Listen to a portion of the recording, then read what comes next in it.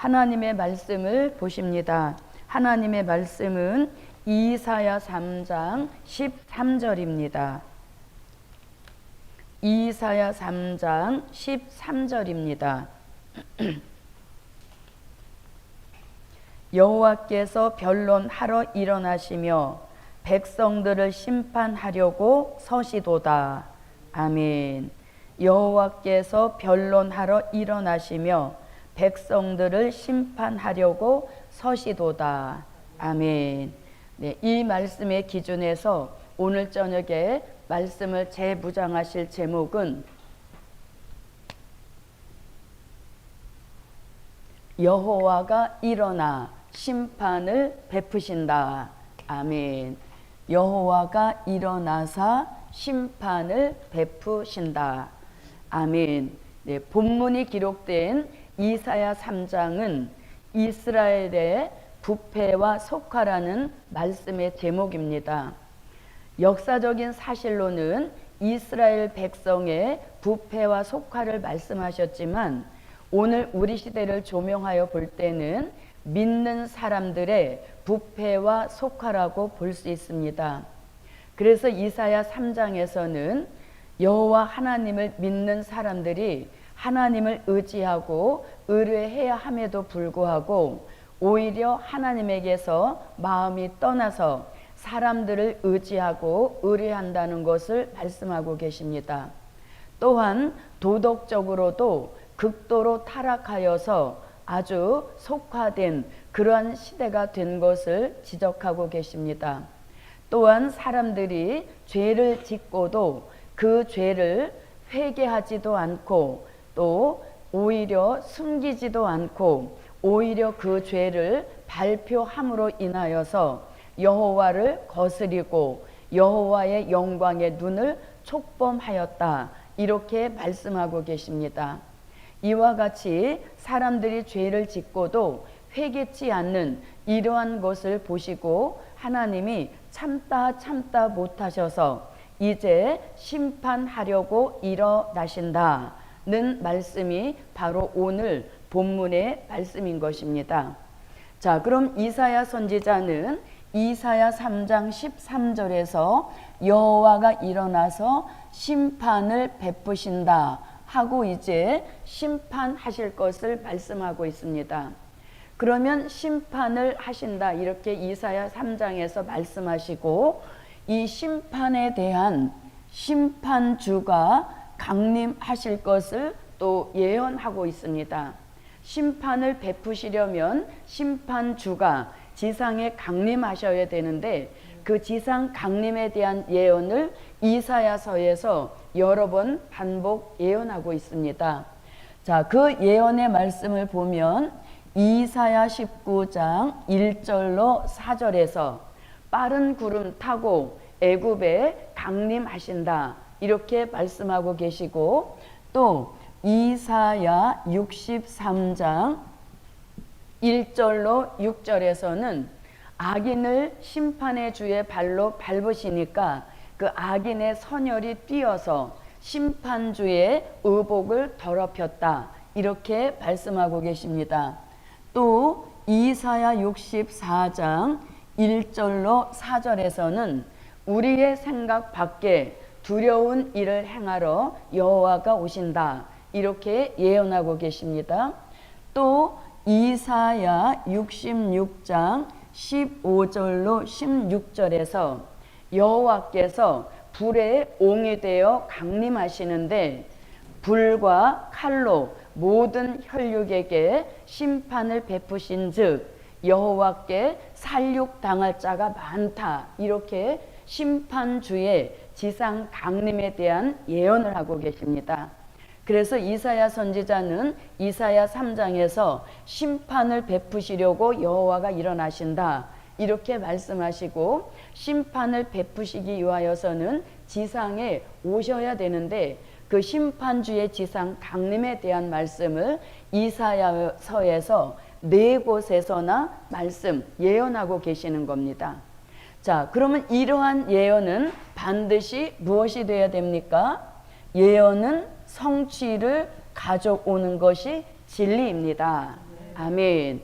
네, 이렇게 심판주의 지상 강림을 예언하셨는데 그 예언의 성취는 요한계시록 14장 1절에서 보라 어린 양이 시온산에 섰고 그와 함께 14만 4천이 섰다 이렇게 말씀하시니 어린 양의 시온산에 서신 것은 바로 이사야 선지자가 심판주의 지상 강림에 대한 말씀을 성취시키는 말씀인 것입니다. 그래서 이렇게 시온산에 강림하셔서 심판을 이제 진행하시는 역사 있음을 계시록에서 계속적으로 말씀하고 있습니다. 자, 이렇게 성취하여서 시온산에 강림하시면 이제 심판을 진행하시는데 그 심판주는 바로 예수님이십니다. 아멘. 네, 예수님이 심판의 주로 심판을 진두지휘하시는데 요한복음 5장 22절에서는 아버지께서 아무도 심판하지 아니하시고 심판을 다 아들 되시는 예수님께 맡기셨다. 이렇게 말씀하시므로 예수님은 요한계시록 19장 11절로 13절 같이 심판주가 되셔서 보라 백마와 탄자가 있으니 그 이름은 충신과 진실이요 그가 공의로 심판하며 싸우더라 이렇게 말씀하시니 심판주가 예수님이심이 틀림없음을 말씀하고 있습니다. 자, 이렇게 예수님이 이제 심판을 지휘하실 때 혼자 심판하시는 것이 아니라 이 복음 역사를 이화여서 최선으로 충성하였던 종들을 첫째 부활로 살아나게 하셔서 이제 심판주 예수님을 돕게 하시니 그들을 일컬어서 요한계시록에서는 하늘의 군대, 아멘. 네, 하늘의 군대 이렇게 말씀하고 있습니다. 자, 하늘의 군대는 요한계시록 19장 14절부터 15절에서 말씀하고 있습니다. 자, 이 하늘의 군대된 종들에게 심판주 예수님을 돕게 하시려고 요한계시록 20장 4절 같이 무슨 권세 주셔서 네, 심판하는 권세를 주셔서 심판주 예수님을 돕게 하시는 축복입니다. 아멘. 자, 하늘의 군대는 그러면 누가 되는가? 바로 첫째 부활로 살아난 순교자와 그리고 그와 함께 살아난 부활한 하나님의 입맞은 종들로 구성된 군대가 마지막 때 쓰실 하늘의 군대인 것입니다. 자, 순교자들은 요한계시록 6장 9절로 11절 같은 이런 종들인 것이고 하나님의 입맞은 종들은 요한계시록 7장 1절로 4절 같이 마지막 우리 시대에 종으로 쓰시겠다고 인정하신 표, 그 표가 바로 이마에 하나님의 인침의 축복인 것입니다. 자, 이렇게 이제 순교자와 입맞은 종들이 하늘의 군대가 되어서 심판주 예수님을 돕는 최고의 권세, 심판하는 권세, 축복인 것입니다. 그러므로 저도 여러분도 하늘의 군대로 쓰임받기 위하여서 하나님의 입맞은 종의 축복 반열에 세워주시는 역사가 함께 하시기를 바랍니다. 그래서 우리는 반드시 입맞은 종이 되어서 심판주 예수님을 돕는 하늘 군대의 축복이 우리 모두에게 함께 하시라. 아멘. 자, 이렇게 이제 예수님과 하늘의 군대가 이제 지상에 와서 심판을 진행하는 역사인 것입니다. 이 심판은 바로 산자의 심판인 것입니다. 베드로전서 4장 5절에 심판에는 산자의 심판과 죽은 자의 심판이 있다고 말씀하시니 오늘 이사야 3장 13절에서 여호와가 일어나사 심판을 베푸신다 하실 때 그 심판은 산자의 심판인 것입니다. 자, 이제 심판을 하시게 되어지면 심판하시는 방법이 있습니다. 자, 심판하시는 방법은 요한계시록 16장 같이 하나님의 진노가 가득히 담긴 진노의 7 대접을 차례로 쏟게 됩니다. 그러면 쏟을 때마다 서로 다른 재앙이 7가지로 쏟아지는 이 역사가 산자를 심판하시는 방법인 것입니다. 자, 심판하신다 그러면 또 무엇이 있어야 되겠습니까? 심판의 대상이 있습니다. 자, 심판의 대상은 크게 보게 되면 요한계시록 17장 같이 믿기는 믿었지만 잘 못 믿은 교회가 우리 시대에 등장하는 것입니다. 그러한 교회를 요한계시록 17장에서는 음녀교회라고 합니다. 그래서 음녀교회가 심판의 대상이 되는 것입니다. 자, 그러니까 잘 못 믿을 바에는 안 믿으니만 못한 그런 결과가 초래된다는 것입니다. 자, 그 다음에 또 요한계시록 18장에서는 믿지 않은 세상, 그 세상을 일컬어서 요한계시록 18장에서는 바벨 세상이다. 즉 귀신의 처소가 되어버린 이 세상 나라를 심판하시는 역사 있음을 알려주고 있는 것입니다. 그래서 이사야 선지서에서는 심판하신다, 지상 강림하신다 이렇게 말씀하시고 심판에 대한 자세한 말씀과 성취는 요한계시록에 와서 이루어지는 역사인 것입니다. 그러므로 선지서와 요한계시록은 뗄래야 뗄 수 없는 아주 필요 충분 조건으로 같이 해야 하는 복음의 역사인 것입니다. 자, 이렇게 이제 심판을 하시면 심판에 무엇이 있습니까? 결과가 있겠죠. 자, 심판하시는 결과는 바로 요한계시록 11장 15절입니다. 아멘.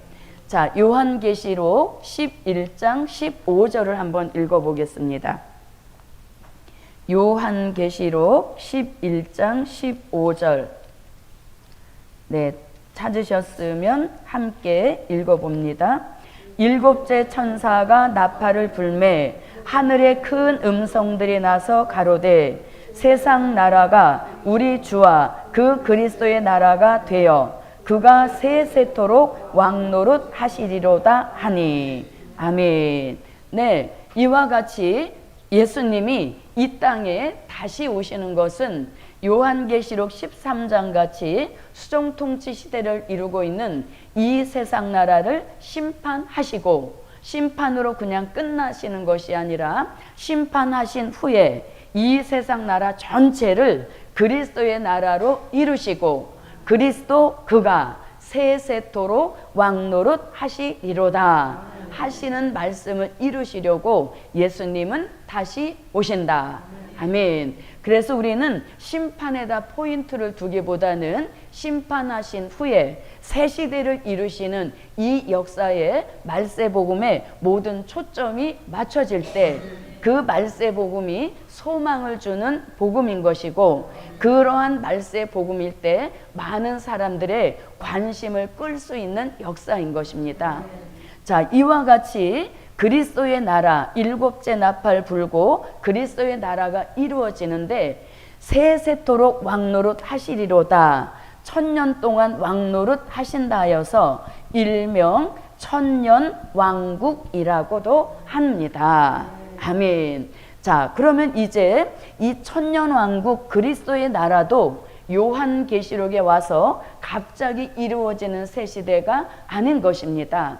먼저 선지자들의 예언이 있어야 요한계시록에 와서 그리스도의 나라 천년왕국이 이루어지는 성취가 있게 되는 것입니다.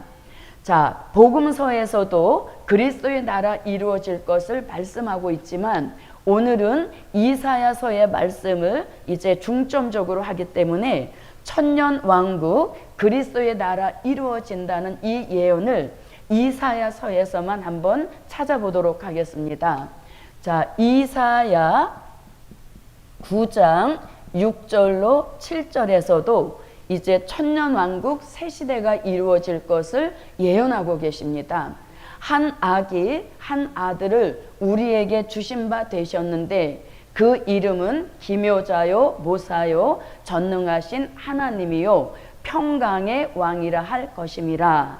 이렇게 말씀하시고 그 예수님께서 다윗의 위에 앉으셔서 그 나라를 자금 이후 영원토록 공평과 정의로 그 나라를 보존하신다. 이렇게 예언하고 계십니다. 자, 그리고 연이어서 이사야 11장 6절로 9절에서도 천년왕국 새 시대에 이루어질 것을 예언하고 계십니다. 자, 사자와 어린 양이 함께, 사자와 이리가 함께 뒹굴고 어린아이가 독사의 굴에 손을 넣어도 물지 않는 그러한 시대가 올 것을 말씀하시고, 또 해함도 상함도 없는 그러한 나라, 여호와를 아는 지식으로 충만해지는 새 시대가 올 것을 말씀하고 있습니다. 또 이러한 새 시대가 이루어지면 한 왕 되시는 한 분 예수님께서 통치자가 되신다. 이렇게 예언하고 계십니다. 아멘. 네, 그래서 한 왕이신 한 분 예수님이 공평으로 정사하시고 방백들이 정사하는 그런 나라가 이루어진다고 말씀하고 있습니다. 또 뿐만 아니라 이사야 35장 1절로 10절에서도 우리에게 있는 슬픔 탄식이 다 달아나게 하시고 기쁨과 즐거움이 항상 충만한 새 시대의 역사인 것입니다. 그리고 이사야 65장 25절에서도 뱀이 흙으로 식물을 삼는 피해 없는 시대 올 것을 예언하고 계시는 겁니다.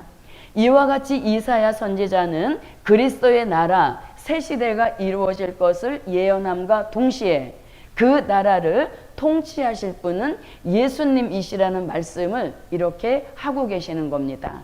그래서 이러한 예언들이 요한계시록 11장 15절에 와서 일곱째 천사가 나팔을 불게 되면 그 역사에 따라서 이 세상 나라 전체가 예언하신 대로 그리스도의 나라 천년 왕국을 이루시고 예수님이 만왕의 왕이 되시고 만주의 주가 되셔서 이 세상 나라 전체를 다스리시는 나라인 것입니다.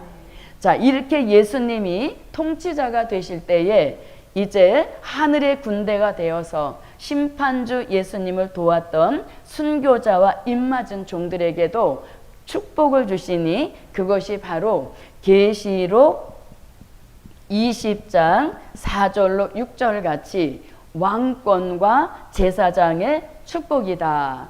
아멘. 그래서 저도 여러분도 이제 복음 받아 가는 길이 여러 가지로 힘들고 어렵다 할지라도 그만한 상 받기에 충분한 그런 역사가 기다리고 있으므로 오늘의 어려움을 잘 이기고 견디어서 꼭 여기까지 가시는 축복이 저와 여러분에게 함께 하시기를 바랍니다.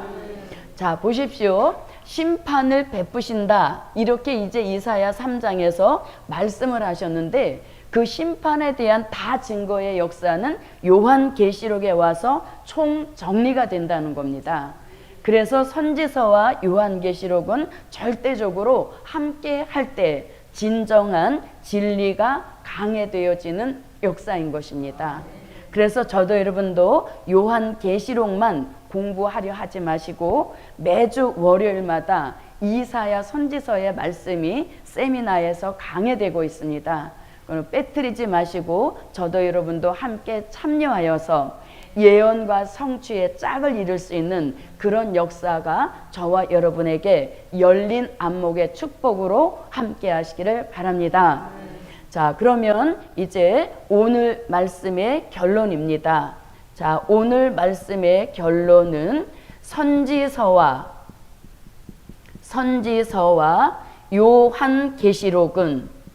요한계시록은 반드시 함께 할 때